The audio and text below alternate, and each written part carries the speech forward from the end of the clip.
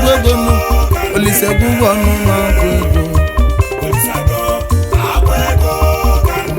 yewu Igbo niile nu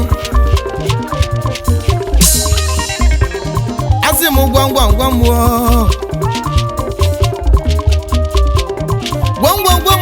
nwoke na-ebe nu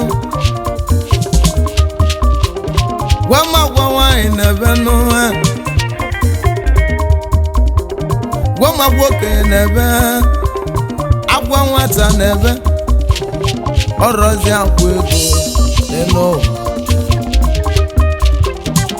nwoke nọ na-ebegwu agwa ego nwanyị na-ebegwu agwa ego okenye na-ebe agwa ego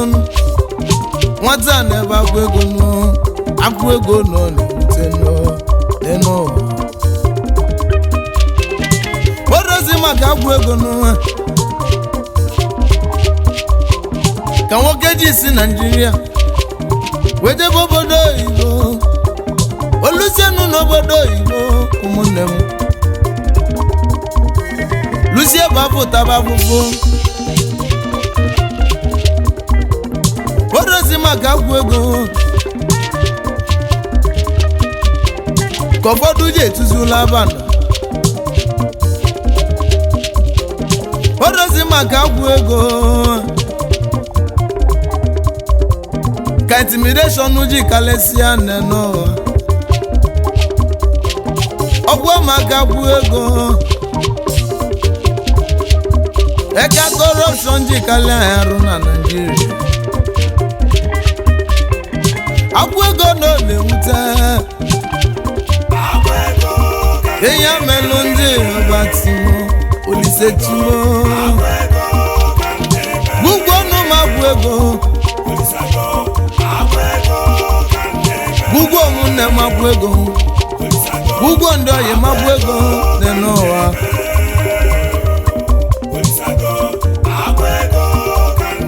ye ya vive na yo olise kalomo aye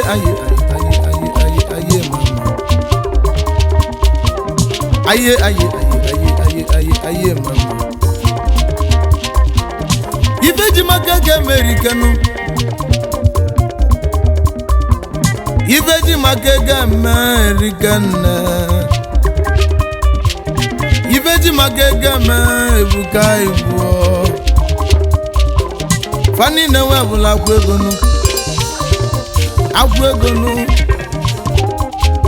ego nu ole n'ụwa mama m na bụ ego ji ọlụ nwanne m na ego ji ọlụ ole n'ụwa onye na-enwere ego mara right ya nụ onye na-enwere ego na-etigwa ntị onye na-enwere ego na-amara ife ibe ya na-eme ihe ka mụja ya n'uti m Gwugwuom ma agwụ ego Gwugwuom ma agwụ ego n'ụwa n'ezie na nga dị ka ibe m obi ga-adị m mma eme nwata ga-emeli ibe ya obi adịghị mma eme nwata ga-emeli ibe ya obi ga-adị ya mma olise Gwugwuom agwụ ego n'ụwa olise Gwugwuom agwụ ego asolive m akụbanụ ka ndị ka ibe m aye mama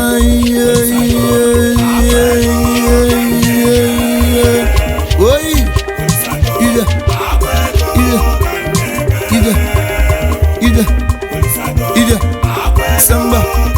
samba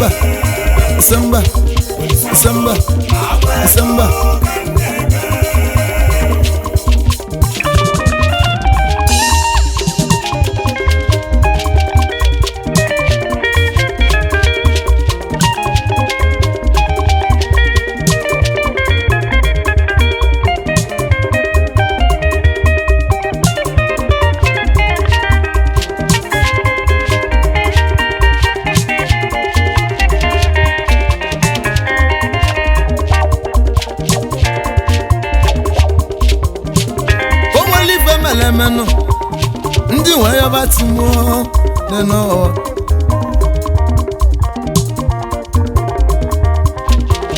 ife melu njiwe yobati mu ka Gwugwuom agwụ ego nu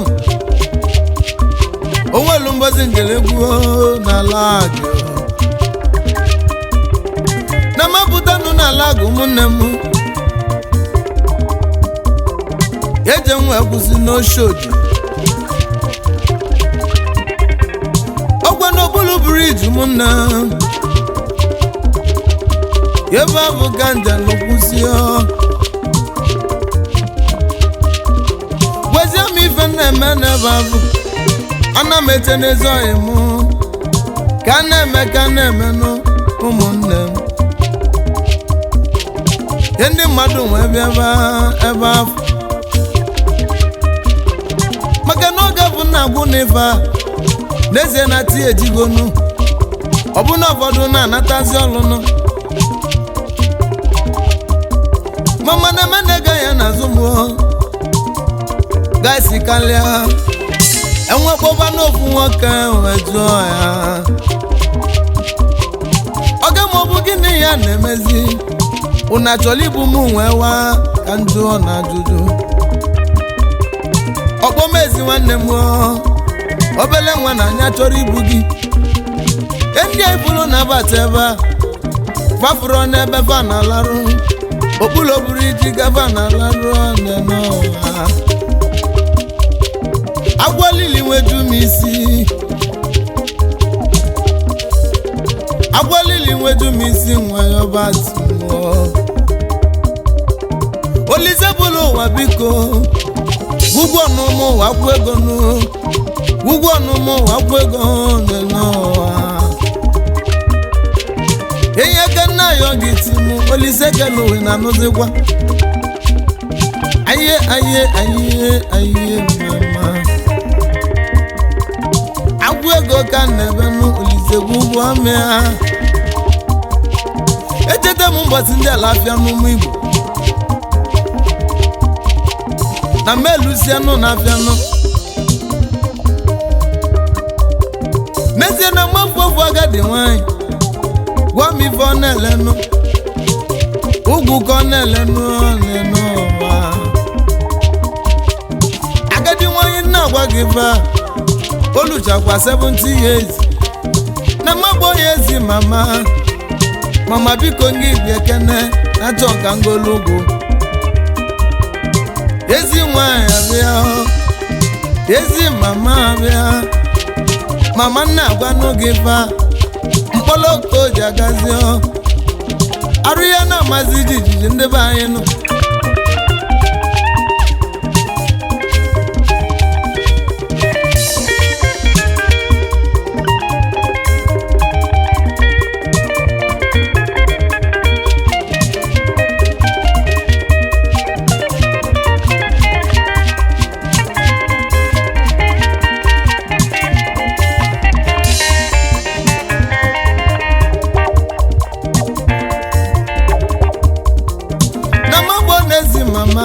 mama mmụọ achọ m ka ngolugwu ego na-ekinele n'ugwu gị ọkpọ m nwa m ofu ugwu bụ 50 naira na mejila anya nwe kalkuleti ya bụ ugwu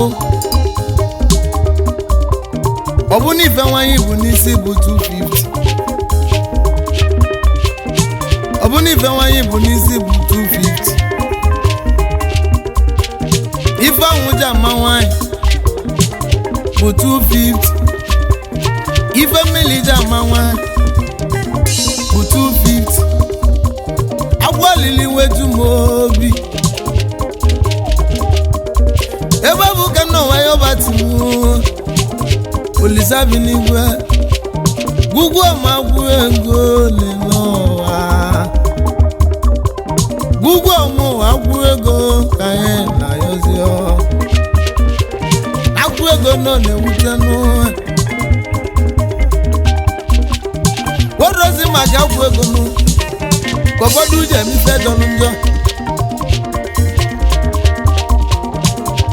ọkwa maka agwụ ego n'ụwa afọ gbagbu n'ezi agbagbuzi onye abasị n'omela alụ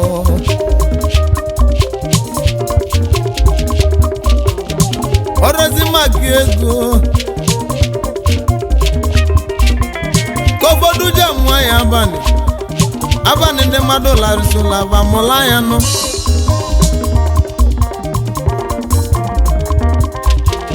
fani na-abụ agwụ ego ya melu njem egwu osi Gwugwuom agwụ ego n'ụwa Olise Gwugwuom agwụ ego n'ụwa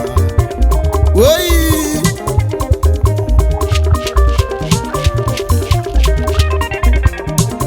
ewu chukwu kelu ụwa chikelu mụ egwu ka nne etinu egwu ka nje ebe agwụ ego mụ Olise chimu Gwugwuom agwụ ego Olise kelimu Gwugwuom nne m agwụ ego Gwugwuom ndị oyi m agwụ ego n'ụwa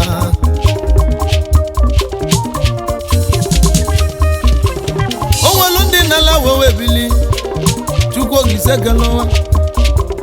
Gwugwuom agwụ ego n'ụwa eya bibe nna ya ozichimo n'ụwa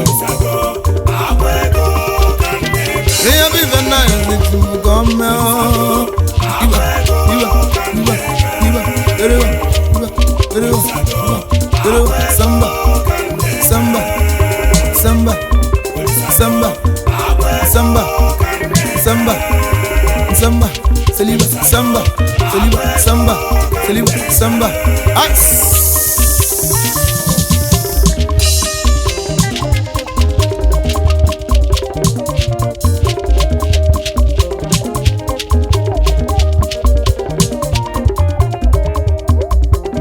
Olise kelu wati kelumu umunne mu kana yo nisiba ki Gwugwuom agwụ ego